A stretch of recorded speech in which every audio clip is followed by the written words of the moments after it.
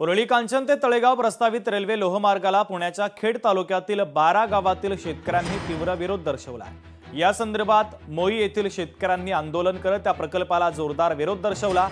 कुरळी, मोई, निघोजे, चिंबळी, केळगाव इत्यादी गावांच्या हद्दीतून जाणाऱ्या या रेल्वे मार्गाला स्थानिकांचा विरोध असून अगोदर रिंग रोडसाठी भूसंपादन केलं आणि आता पुन्हा रेल्वेसाठी भूसंपादन होत असल्याने शेतकरी भूमिहीन होतोय। त्यामुळे आता याबाबत सरकारने विश्वासात घेतलं नाही तर पुढच्या काही काळामध्ये तीव्र आंदोलन छेडण्याचा इशारा शेतकऱ्यांनी सरकारला दिला आहे। मायबाप सरकारला आमची एकच विनंती आहे की तुम्ही हा रेल्वे प्रोजेक्ट कसल्या परिस्थितीमध्ये रद्द केला पाहिजे, कारण जर आपण हा रेल्वे प्रोजेक्ट केला तर होणारं नुकसान हे सरकारचं नाही तर शेतकऱ्याचं होणार आहे।